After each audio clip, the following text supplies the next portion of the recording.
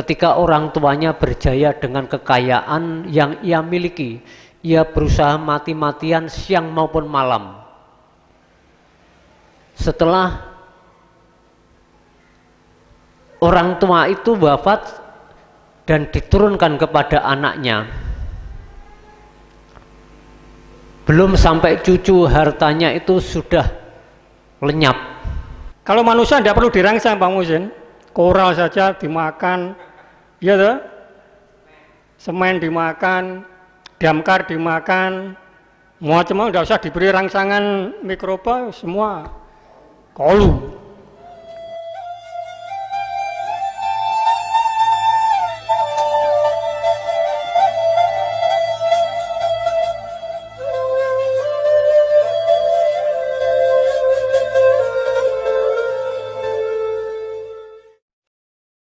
Rukuk 21 ini kalau kita bicarakan dari uraian Pak Muhsin, Pak Lis, terus Pak Asghar yang dilengkapi dengan Bapak Muskanan, menurut saya insya Allah itu sudah suatu rangkaian kajian yang lengkap apabila kita betul-betul bisa menelaah makanan yang dilarang bagi kita.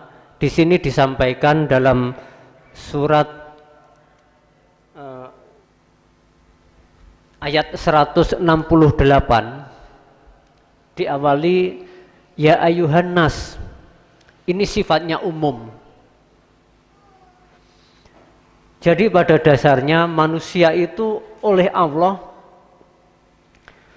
sudah diperintahkan.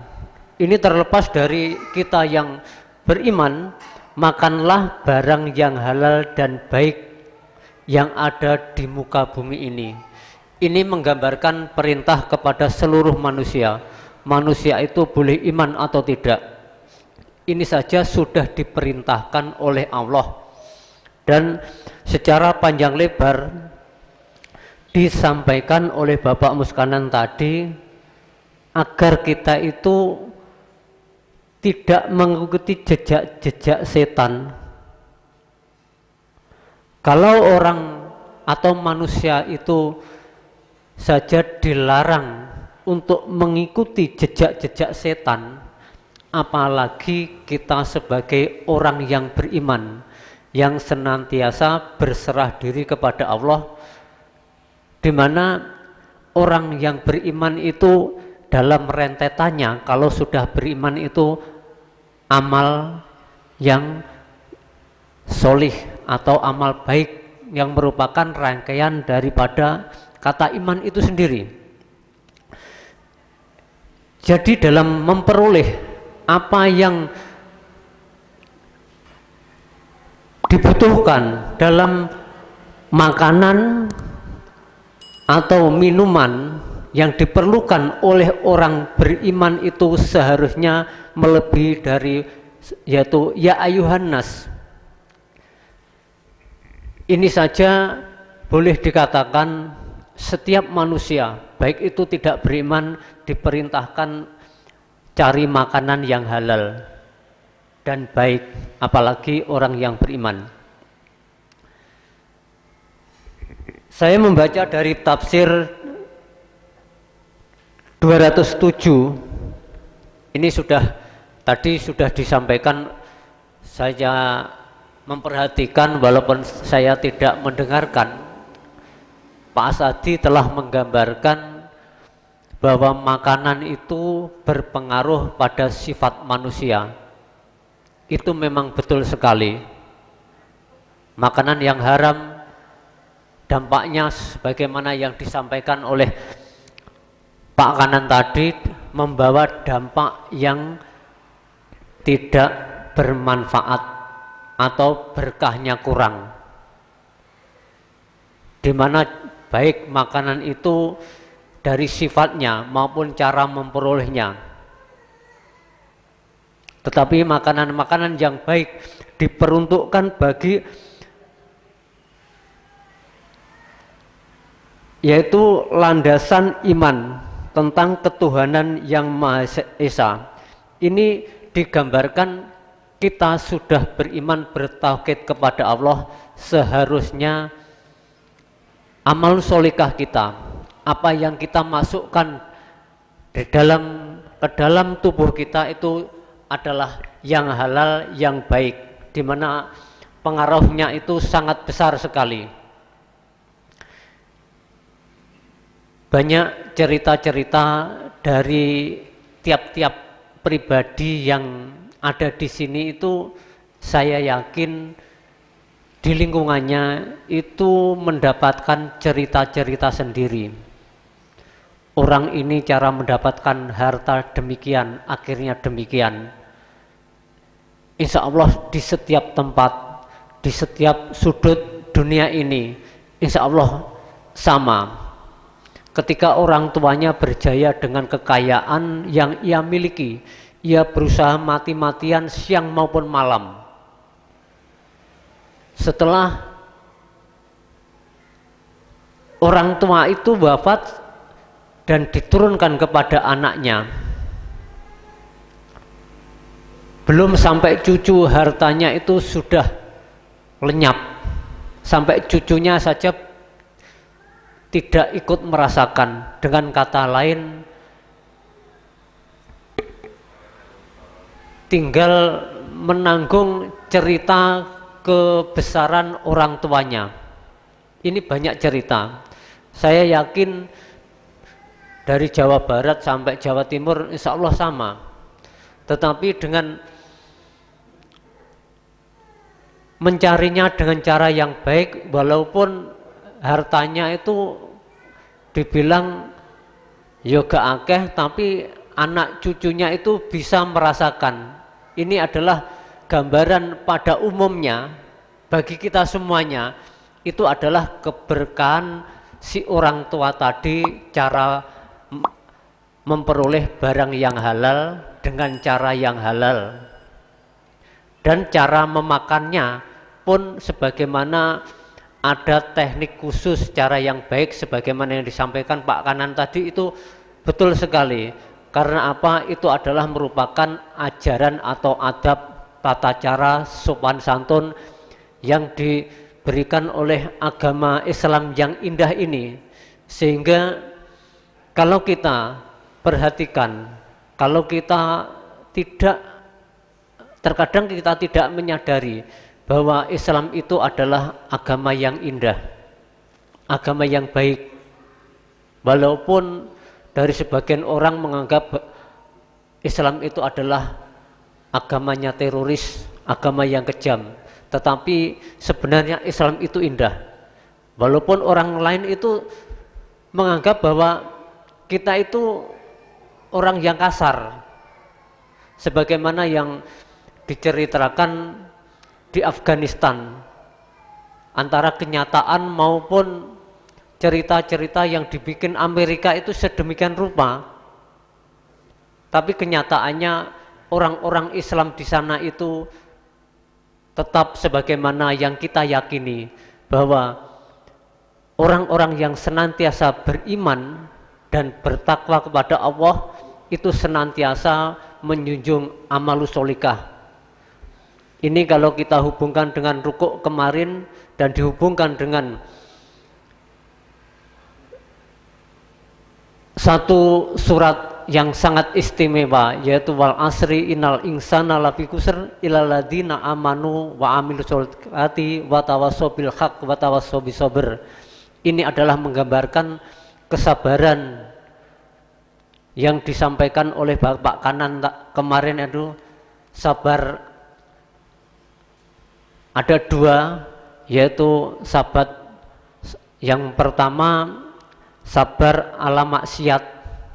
Ini adalah bagian daripada kita agar kita menjauhi kemaksiatan dari bagaimana cara memperoleh harta atau makanan yang disampaikan tadi, yang dilarang, maupun walaupun makanan itu halal tapi cara memperoleh tidak halal akhirnya menjadi haram. Dan yang kesabaran kedua yaitu taat kita senantiasa memperoleh jalan yang baik. Untuk memperoleh barang baik itu diperoleh dengan cara yang baik, dan cara memakannya pun dengan cara baik. Insya Allah itu akan membentuk suatu pribadi atau akhlak yang baik sebagaimana yang dicontohkan oleh Rasul Muhammad SAW.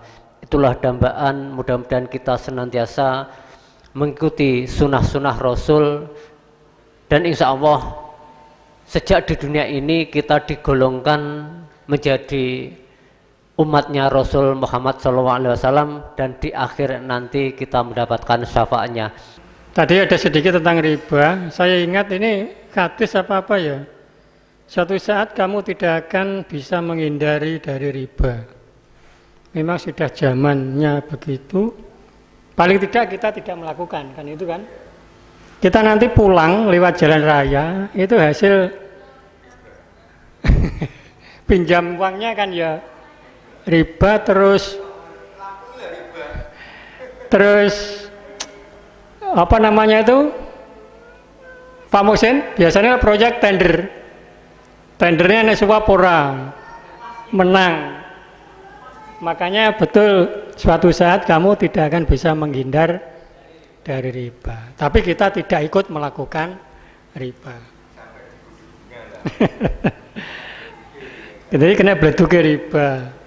Terus tadi ada binatang pemakan kotoran. Ada penelitian hewan sapi yang diumbar di pembuangan sampah TPA. Itu menurut dari kesehatan kan memang ada bakteri yang karena yang dimakan kan di situ memang sampah ya, sampah mengandung bakteri. Kemudian kalau itu dihalalkan lagi seperti yang Pak Muhsin ceritakan, ya harus isolasi beberapa hari, diberi makanan-makanan yang sesuai agar bakteri itu hilang. Itu karena mengandung bakteri yang membahayakan kesehatan. Ada yang termasuk ikan lele tadi, ada namanya jijik poga, istilahnya kan gitu kan. Jadi ada hal-hal yang sifatnya bisa dihindari. Itu hukumnya apa namanya? Makruh. Iya. Jadi hanya itu hukumnya. Karena kemajuan teknologi, ya. Jadi hewan-hewan itu diberi makanan, makanannya itu sudah diberi tambahan mikroorganisme pengurai, sehingga kotoran yang keluar itu, kalau sapi, kambing, kotoran yang keluar itu sudah jadi pupuk, tidak berbau, termasuk ayam itu ada. Jadi untuk efektif mikroorganisme ini produknya sudah dijual bebas, kemudian untuk pertanian, untuk peternakan, untuk perikanan semua ada. Ada hewan yang seperti yang saya ceritakan tadi, memang betul. Jadi saya lupa. Kalau tidak mau makan itu dikasih dicerotian akhirnya terangsang. Semua makanan dimakan, apapun yang dikasih, karena rangsangan itu tadi. Gitu. Ada itu. Nah, kalau manusia tidak perlu dirangsang, Pak Muhsin. Koral saja dimakan, ya toh?